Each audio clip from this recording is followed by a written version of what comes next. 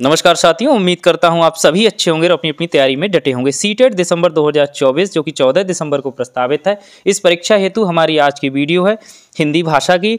हिंदी भाषा में आज हम करने वाले हैं गद्यांश और पद्यांश के प्रश्नों की प्रैक्टिस। सबसे बड़ी बात यह है, इस वीडियो में हमने गद्यांश और पद्यांश दोनों को साथ में लिया हुआ है, जिससे साथ ही साथ आपको आंसर किस तरह खोजने हैं गद्यांश पद्यांश में, कौन सी तकनीकी हमें लगानी है, कौन सी ट्रिक लगानी है, वो सब भी इस वीडियो में आपको मिलने वाला है।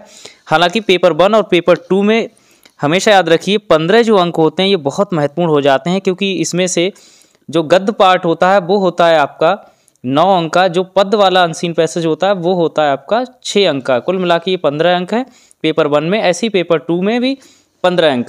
तो ये 15 अंक अगर आपने पक्के कर लिए तो आपको सीटेट क्वालिफाई करना और आसान हो जाता है, बाकी अच्छे नंबर लाना भी और आसान होने वाला है। जो लोग नए हैं, जिन्होंने अब तक तैयारी नहीं की, उनके लिए भी ये वीडियो महत्वपूर्ण है। बाकी जिन्होंने अभी तक तैयारी करते आए हैं या इनकी तैयारी अच्छी है, वो इसको एक तरह से मॉक टेस्ट की तरह, प्रैक्टिस की तरह इसको यूज करें। इसमें हमने सीटेट जुलाई 2024 से 2011 तक के पूछे गए प्रश्न, इन्हीं का जो है, इन्हीं से रिलेटेड हमने अनसीन पैसेज लिए गए हैं, यानी पीवाईक्यू के बेस्ड है, पूरी तरह ऑथेंटिक है। अगर आप नए हैं तो चैनल को सब्सक्राइब कर लीजिए, वीडियो को लाइक करें, शेयर करें। चलिए शुरू करते हैं, बढ़ते हैं अपने टॉपिक पर। पहला हमारा जो अनसीन पैसेज हमने लिया है वो आपका है पद से रिलेटेड है। इसमें एक कविता है जिसमें आपको प्रश्नों के उत्तर ढूंढने हैं।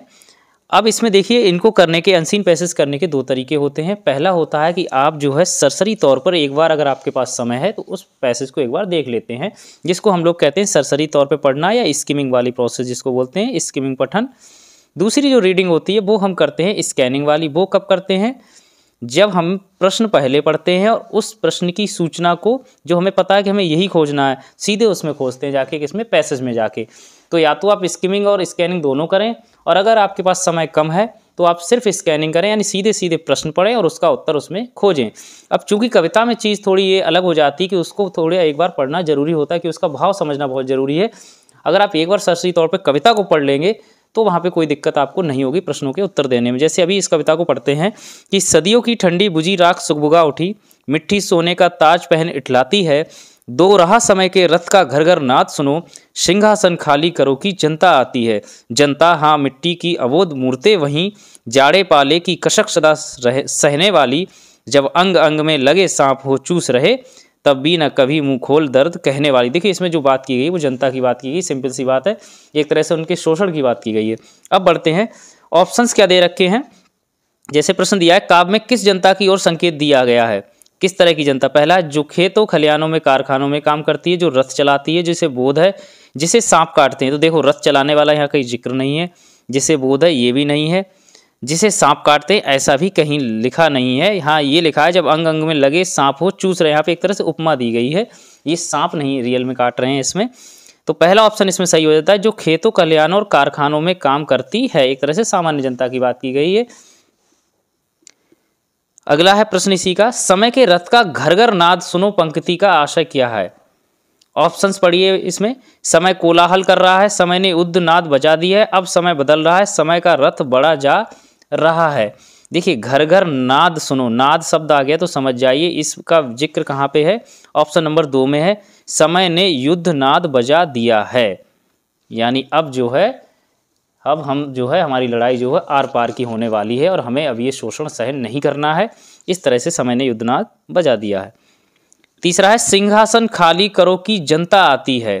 पंक्ति का भाव है, अगर आपने इस कविता को पढ़ा होगा तो इस पंक्ति का भाव क्या है वो आपको पता होना चाहिए। ऑप्शंस आपके दे रखे हैं, सारी जनता आप सिंहासनों पर बैठे, यानी सारी जनता खुद सिंहासनों पर बैठी, ऐसा कुछ नहीं है, ऐसा देखिए कहीं ऑप्शन में नहीं। दूसरा है, राजतंत्र के विरुद्ध लोकतंत्र का स्वागत।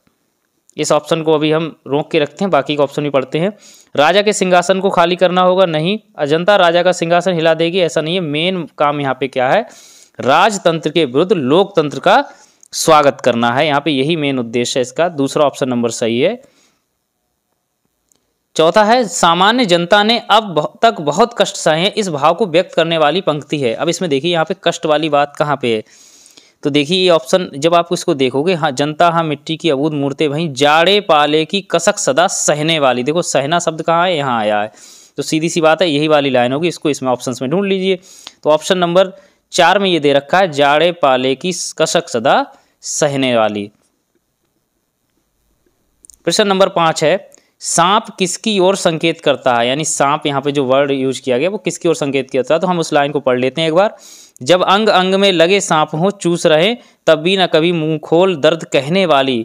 तो कहने का मतलब ये है, जो भी शोषण करने वाला है, जो भी शोषक है, उसी को यहाँ पे सांप की संज्ञा दी गई है। ऑप्शन जैसे शोषकों की ओर, सूदखोरों, विषैले सांप, जमींदार, ऐसा यहाँ पे कुछ दिया नहीं गया है। सीधे सीधे जो शोषक हैं, जो राजतंत्र है, वो उनका शोषण कर रहा है, इसलिए ऑप्शन नंबर 1 इसका सही है। प्रश्न नंबर 6 है, सुगबुगा उठना का अर्थ है। अब यहाँ पे लिखा है जैसे सदियों की ठंडी राख सुगबुगा उठी। अब इसमें ऑप्शन देख लीजिए, ये किससे मैच कर रहा है। धीरे धीरे कहना, नहीं ऐसा तो कुछ नहीं। अपने हक के लिए प्रयत्नशील होना, राख का जल उठना, अफवाह फैलाना। तो ये राख का जल उठना, अफवाह फैलाना, धीरे धीरे कहना, ये तीनों ऑप्शन यहाँ पे इसके लिए जो है सार्थक नहीं है, गलत होते हैं। ऑप्शन नंबर 2 आप देखते हैं, अपने हक के लिए प्रयत्नशील होना। बिल्कुल, क्योंकि अब जनता क्या है, अपने हक के लिए लड़ने वाली है, तभी तो कहते हैं सिंहासन खाली करो कि जनता आती है। अगला वाला जो हमारा है अनसीन पैसेज, वो गद्य का है। अब इसके प्रश्न को पढ़ेंगे हम, इसमें सीधे सीधे प्रश्न को पढ़ेंगे और उसको देखते हैं। समाज के बदतर होने की स्थिति में वाक्य में रेखांकित शब्द, यहाँ पे बदतर होगा, सॉरी, बदतर होने की स्थिति वाक्य में रेखांकित शब्द है। तो यहाँ पे रेखांकित शब्द जो है वो बदतर ही है। अब बदतर का मतलब क्या होता है, अत्यधिक बुरा, दुराचारी, अभिमानी, बेईमानी। तो देखिए बदतर का मतलब कहते हैं ना, बद से बदतर, यानी बहुत बुरा। तो ऑप्शन नंबर 1 ही आप यहीं से सही कर सकते हैं। दूसरा है, गद्यांश के अनुसार साहित्य में किस तरह की चिंता झलकती है। अब इसमें देखिए, अब आपको ये चीज़ देखनी है कि साहित्य में चिंता इस तरह का वर्ड कहाँ पे यूज हुआ है। अब जैसे आप इसको पढ़ेंगे तो आप देखेंगे, साहित्य में समाज के विसंकलित होते सिद्धांतों और टूटते बिखरते मूल्यों की चिंता बरकरार रहती है। तो यहाँ पे देखिए ये शब्द सीधे सीधे आ गए, ये लाइन आपने देखी, यहाँ पे चिंता वाला वर्ड था।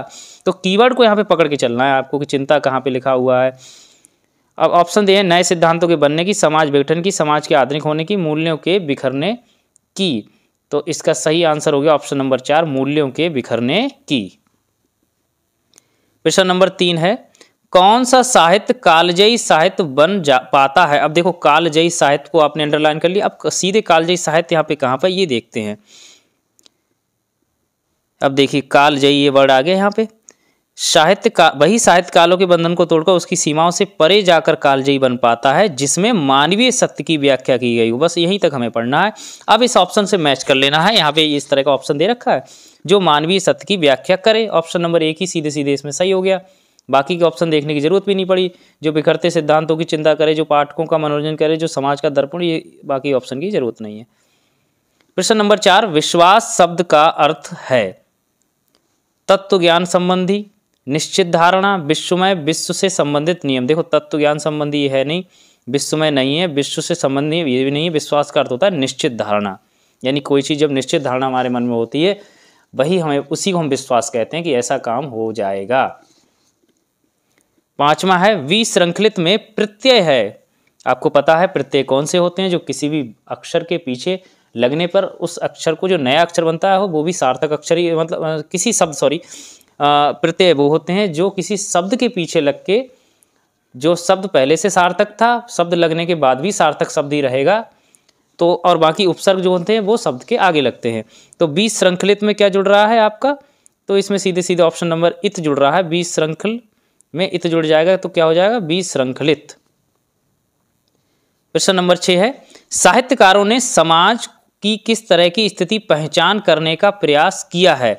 अब इसमें देखिए आपको ये देखना है कि वो किस तरह की समाज की जो है स्थिति को पहचान करने का प्रयास कर रहे हैं। देखो समय समय पर साहित्यकारों ने समाज के बदतर होने की स्थिति को पहचाना। देखो सीधे आंसर आपको मिल गया यहीं पे। तो ऑप्शन नंबर, बदतर स्थिति का मतलब क्या हुआ कि समाज का क्या हो रहा है, पतन हो रहा है, यानी बुरी से बुरी स्थिति में जा रहा है। तो ऑप्शन नंबर 4 सही हो गया, पतन की ओर जाता हुआ समाज। प्रश्न नंबर 7 है, कालजयी से तात्पर्य है। आपने कई बार पढ़ा होगा कि ये कालजयी रचना है, ये जो भी है, तो उसमें जो है उसका तात्पर्य यहाँ पे पूछा है, काल विशेष को की सही व्याख्या करता हो, अल्पकाल तक रहने वाला, जो काल विशेष में बंधा हो, हर काल में प्रासंगिक हो। कालजयी का मतलब है जो काल, हर काल में जीतने वाला, यानी जो हर काल में प्रासंगिक हो वही होता है कालजयी। ऑप्शन नंबर 4 इसका सही। प्रश्न नंबर 8 है, किस तरह के साहित्यकारों की आवश्यकता हर युग में बनी रहती है। यानी आपको ये बताना है किस तरह के साहित्यकारों की आवश्यकता हर युग में। अब इस वाले को ऑप्शन को देखते हैं, साहित्यकारों की आवश्यकता कहाँ पे लिखा हुआ है। अब इसको जब आप धीरे धीरे पढ़ेंगे तो नीचे की तरफ जाएंगे। कुछ रचनाकार हमारे साहित्य पटल पर ऐसी गहरी छाप छोड़ जाते हैं जिनकी आवश्यकता हर युग में बनी रहती है, जिनके विचार सदैव तरोताजा ही रहते हैं और जिनकी रचनाएं समाज को दीप्त करने का दायित्व निभाती चलती हैं। अब ऑप्शंस में आप देख लीजिए, जो समाज को नैतिक बनाते हैं, जो समाज का विकास करते हैं, जो समाज को जागरूक करते हैं, जो समाज का मनोरंजन करते हैं। तो इसमें सीधे सीधे लिखा है कि दायित्व निभाना, तरोताजा रखना, इसका मतलब क्या है, विचार तरोताजा रहते हैं, इसका मतलब हुआ एक तरह से जागरूकता रखना। तो ऑप्शन नंबर 3 इसका सही हो गया, जो समाज को जागरूक करते हैं। प्रश्न नंबर 9 है, समाज को गति कौन प्रदान करता है? शिक्षा, साहित्य, विज्ञान, तकनीकी। अब इसमें देखिए, इसमें तो सिंपल सी बात है कि पहली लाइन जो आपकी दे रखी है, साहित्य सदैव समाज को निरंतरता प्रदान करता है। तो निरंतरता किसको कहते हैं? गति को ही कहते हैं एक तरह से। तो ऑप्शन नंबर इसका 2 सही हो गया। समाज को गति कौन प्रदान करता है? साहित्य। ये जो हमने अभी जो 2 पैसेज लिए थे, ये पेपर 2 के पैसेज थे। अब हम हिंदी के पेपर 1 के पैसेज कराएंगे आपके लिए। सबसे पहले कराते हैं पद। एक कविता आपको दे रखी है, इसको एक बार सरसरी तौर पर पढ़ लेते हैं। जीवन के इस मोड़ पर कुछ भी कहा जाता नहीं, अंधेरों की ड्योढ़ी पर शब्दों के पहरे हैं, हंसने को हंसते हैं, जीने को जीते हैं, साधन सुभीतों में ज़्यादा ही रीते हैं, बाहर से हरे भरे भीतर घाव मगर गहरे, सबके लिए गूंगे हैं अपने लिए बहरे हैं। अब जरा इसमें आपको समझ में आ गया होगा, लेखक जो है कहीं ना कहीं अपनी जो है बंधनों को, बेबसी को, इस तरह की चीज़ों को बता रहा है, यानी बेबसी को एक तरह से दर्शा रहा है इसमें। ऑप्शंस प्रश्न पढ़ते हैं पहला, कुछ भी कहा जाता नहीं ऐसा क्यों है? साधन सुविधाओं के अभाव के कारण। अब देखो, साधन सुविधाओं में ज़्यादा रीते, यानी साधन सुविधा हैं, ऐसा नहीं है, अभाव नहीं है। तो पहला ऑप्शन यहीं पे गलत हो गया। बंधन और बेबसी के कारण गूंगा होने, यहाँ पे कहीं बाहर से हरे भरे भीतर घाव गहरे, सबके लिए गूंगे हैं अपने लिए बहरे, यानी इसमें ऐसा नहीं है गूंगा है वो, लेकिन सबके लिए गूंगा, ये अलग है। भीतर के घाव के कारण, भीतर घाव मगर गहरे, बाहर से हरे भरे। लेकिन इसका जो आपके लिए ये ऑप्शन देखना है जो इसका भाव सही पैदा करे। तो ऑप्शन नंबर 2 आप जब देखते हैं, बंधन और बेबसी के कारण, ये ऑप्शन नंबर 2 सही है। दूसरा प्रश्न है, कविता की पंक्तियां में मुख्यतः बात कही गई है। क्या बात कही गई है? कुछ भी कह ना पाने की व्यवस्था की, घावों के हरे भरे होने की, गूंगा बहरा होने की, साधन सुविधाओं की। तो ऑप्शन नंबर पहला देखते हैं आप, कुछ भी कह ना पाने की व्यवस्था पे, क्योंकि जीवन के इस मोड़ पर कुछ भी कहा जाता नहीं, ये कहीं ना कहीं लेखक जो है बेबस होकर ही ये बात कह रहा है। प्रश्न नंबर 3 है, रीते भाव शब्द से भाव है। रीता कहते हैं, वैसे रीता जो होता है वो खालीपन, रीते आ गए यानी रीते हाथ आए, खाली हाथ आए, उससे आप अपना अंदाजा भी लगा सकते हैं, अपनेपन का, परायपन का, खालीपन का, खोखलेपन का। तो सही आंसर ऑप्शन नंबर 3 इसका हो गया, खालीपन का। प्रश्न नंबर 4 है, कविता की पंक्तियों के आधार पर कहा जा सकता है कवि कुछ भी कहने या सुन पाने की स्थिति में नहीं है। ये तो बात यहाँ पे नहीं है, वो सुन तो सकता है, लेकिन बाहर कहते हैं ना, सबके लिए गूंगेंगे अपने लिए बहरे हैं, कुछ कहा नहीं जाता, बेबस है। कवि घावों के गहरे, यहाँ पे गहरे हुआ, गहरे होने से दुखी है। कवि के जीवन में बहुत अभाव नहीं है, सारी चीज़ें हैं, साधन सुविधा सब है, तो ये ऑप्शन यहाँ पे गलत होता है। कवि कुछ भी करने की स्थिति में नहीं है, ऐसा इसमें कहीं लिखा नहीं है। ऑप्शन नंबर 2 आप देखते हैं, कवि के घाव के गहरे होने से दुखी, ये बात सही है। बाहर से हरे भरे भीतर घाव मगर गहरे, यानी कि जो आंतरिक घाव हैं उसके वो बहुत गहरे हैं, इसलिए वो बहुत परेशान है, जो बाहर से दिखाई नहीं पड़ते हैं लेकिन अंदर बहुत गहरे हैं। प्रश्न नंबर 5 है, ड्योढ़ी का अर्थ है घर, देहरी, दरवाजा, चौखट। तो ड्योढ़ी का मतलब होता है दरवाजा। ऑप्शन नंबर 3 इसका सही हो गया। प्रश्न नंबर 6 है, भीतर के घाव से तात्पर्य है। ऑप्शंस आपके दे रखे हैं, शारीरिक पीड़ा, घर के भीतर की अशांति, हृदय की पीड़ा, अंदरूनी चोट। अब चूंकि देखो यहाँ पे कोई शारीरिक पीड़ा की बात नहीं की गई है, घर के भीतर की अशांति ऐसा कुछ भी नहीं किया है, अंदरूनी चोट ये भी कुछ नहीं है, इसमें क्या है, हृदय की पीड़ा, यानी कवि अपने हृदय की पीड़ा को व्यक्त कर रहा है, इसलिए ऑप्शन नंबर 3 इसका सही हो गया। अब बढ़ते हैं हम इसके गद्य की ओर। जो इसमें दे रखा है आपको, जब गुलजार लिखते हैं, पहला प्रश्न है, तो विषय किसके होते हैं? तो आप यहाँ पे सबसे पहले देख लीजिए, गुलजार जी लिखते समय पाठ आपके चिंतन में होते हैं। देखिए, जब मैं लिखता हूँ तो मेरे जहन में मैं होता हूँ, मैं का मतलब क्या हो गया, यानी स्वयं के बारे में वो बात कर रहे हैं। तो ऑप्शन देख लीजिए, फिल्म बनाने वालों के, स्वयं उनके, मीडिया के, पाठकों के। तो पहला ऑप्शन, वो दूसरा ऑप्शन सही है, स्वयं उनके। विषय किसके होते हैं, स्वयं खुद के होते हैं उनके। दूसरा है, गुलजार के अनुसार लिखने वाले के जेहन में स्वयं लेखक होता है, इसका आशय क्या है। जो अभी वर्ड उन्होंने बोला था, यानी जो सेंटेंस बोला था, उसका आशय आपको जानना है। पहला है, लेखक पाठक की उपेक्षा करता है। ऐसा कहीं भी उसमें नहीं लिखा है कि पाठक की उपेक्षा कर रहा है। दूसरा है, लेखक को अपनी ग्रोथ चाहिए। लेखक की संवेदना आत्मानुभूति केंद्र में होती हैं। लेखक स्वयं को सर्वोपरि मानता है, सर्वोपरि भी नहीं मानता, ग्रोथ भी नहीं, उपेक्षा भी नहीं कर रहा। ऑप्शन नंबर तीसरा सही है, लेखक की संवेदना आत्मभूमि केंद्र में होती है। तीसरा है, एक लेखक के लिए दूसरी महत्वपूर्ण बात क्या। अब इसके लिए क्या आपको पढ़ना पड़ेगा, कहाँ पे दूसरी महत्वपूर्ण लिखा है। जब इसमें ढूंढोगे तो ये लिखा है, दूसरी महत्वपूर्ण बात मैं महसूस करता हूँ वह है कम्युनिकेशन, यानी अपनी बात को पाठक तक पहुँचाना, आर्ट ऑफ कम्युनिकेशन, जिसको हम लोग संप्रेषण भी कहते हैं। इसमें अगर संप्रेषण ऑप्शन में है तो ऑप्शन नंबर ठीक हो जाएगा। चौथा ऑप्शन दे रखा है आपका संप्रेषण, यही आंसर हो गया आपका। चौथा है, किसी भी कला का लक्ष्य क्या है। अब इसके माध्यम से आपको जानना है लक्ष्य क्या है। अब देखते हैं, इसमें पहले ऑप्शंस को पढ़ लेते हैं। लोगों तक बात पहुंचे, मीडिया द्वारा सराहा जाए, सरल भाषा का प्रयोग करना, वह सुंदर तरीके से कही गई हो। अब देखिए, मीडिया से जुड़ने कारण और कहने के तरीके को लेकर मैं सोचता हूं कि अब विषय मेरे पास होते हैं, मेरी बात सही है या नहीं। आप अपनी ग्रोथ के साथ एक अहाता बनाते चलते, हर फाइन आर्ट लोगों तक पहुंचनी चाहिए। अब देखो, संगीत हो या कला हो या लेखन, भाई अपने लक्ष्य तक पहुंचनी चाहिए। कहने का ऐसा तरीका तो होना ही चाहिए। तो सीधी सी बात है, इसमें उन्होंने बार बार यही इसी पे जोड़ दिया है कि आप कोई बात किस तरह तक कहते हैं, वो लोगों तक कैसे पहुंचती है। तो ऑप्शन नंबर 1 चाहिए, लोगों तक वह बात पहुंचे, यही मेन आपका उद्देश्य है। संगीत हो या कला हो, लेखन हो, वह अपने लक्ष्य तक पहुंचनी चाहिए। लक्ष्य क्या है, लोगों तक पहुंचनी चाहिए। प्रश्न नंबर 5 है, गुलजार अपने लेखन को किस कसौटी पर कसते हैं। अब देखिए, कसौटी और ये वर्ड कहाँ पे यूज किए गए हैं, ये टैग वर्ड आप यहाँ से देख लीजिए।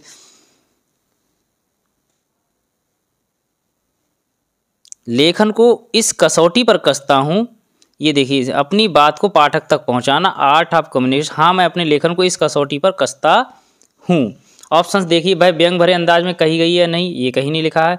वह सब लोगों द्वारा सराही गई है या नहीं, ये भी नहीं।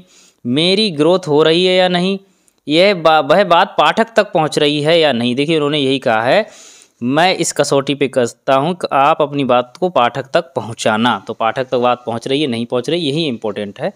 तो 5वें का ऑप्शन नंबर 4 आपका सही हो गया। प्रश्न नंबर 6, गुलजार लिखने से पहले क्या तय करते हैं। अब इसमें देखिए, लिखने से पहले क्या तय करते हैं। तो इसमें देखिए, पहले मैं यही तय करता हूँ। देखिए, जब मैं लिखता हूँ तो मेरे जहन में मैं होता हूँ, पहले मैं यही तय करता हूँ। ये लाइन यहाँ पे आ गई। क्या कहना है, कैसे कहना है, क्यों कहना है, किसके लिए कहना है। तो देखिए, इसमें सिंपल सी बात है, वो ये कह रहे हैं कि जो मेरे जहन में होता है, सबसे पहले मैं स्वयं को देखता हूँ और वही मैं लिखता हूँ। मतलब जहन में जो मेरी चीज़ आती है, तो वो इसका मतलब ये हुआ कि वो क्वालिटी या क्वांटिटी आती होगी कि क्या कहना है। तो ऑप्शन नंबर 1 इसका सही हो गया। 7वां है, जेहन का अर्थ है। ये चीज़ आपके जेहन में आ गई, तो इसका अर्थ क्या हो गया, दिमाग, ख्याल, सपना, दिल। तो ऑप्शन नंबर 1 इसका सही हो गया। क्या हो गया, दिमाग, क्योंकि ख्याल का मतलब होता है यहाँ पे विचार। ठीक है, जेहन में ख्याल आ सकता है, इसलिए यहाँ पे कंफ्यूज नहीं होना है दिमाग और ख्याल के बीच में। प्रश्न नंबर 8 है, संगीत से विशेषण शब्द बनेगा। अब देखिए, संगीत से विशेषण शब्द बनाने के लिए सबसे कि वह बहुत अच्छा संगीतकार है या संगीतज्ञ है। तो इसमें देखिए, संगीत वाला कोई शब्द नहीं होता, संगीतवान भी और संगीता भी नहीं। सही आंसर ऑप्शन नंबर 1 होता है, संगीतज्ञ। खाने का ऐसा तरीका तो होना ही चाहिए, वाक्य में निपात शब्द है। खाने का ऐसा तरीका तो होना ही चाहिए, वाक्य में निपात शब्द। देखिए, निपात शब्द के बारे में आपको बता देता हूँ। किसी भी बात पर जब ज़्यादा जोर देने के लिए, किसी भी बात पर ज़्यादा जोर देने के लिए जिन शब्दों का इस्तेमाल किया जाता है, उन्हें निपात कहते हैं। इनको अवधारक शब्द भी कहते हैं। अब इसमें जैसे मैं उदाहरण आपको बता दूं, जैसे भी है, तो है, तक है, केवल है, ही है, मात्र है, मत है, क्या है, हाँ, जी, नहीं, ना, काश, यानी किसी बात पे जब जोर देना हो। अब इस सेंटेंस में आप देखोगे, खाने का ऐसा तरीका तो होना ही चाहिए। तो कैसा तरीका, जो भी वो तरीका बता रहे हैं, उस तरीके को आपको होना ही चाहिए। यानी इसमें 2 वर्ड आ रहे हैं, एक तो, यानी 2 यहाँ पे वर्ड जो हैं निपात शब्द होने वाले हैं। कौन कौन से? एक तो दूसरा ही, दो वर्ड जोड़ दे रहे हैं इस सेंटेंस में। ऐसे तरीके के लिए खाने का ऐसा तरीका तो होना ही चाहिए, इसलिए ऑप्शन नंबर 3 आप जब देखते हैं ये सही हो गया, तो और ही। बहुत बहुत धन्यवाद।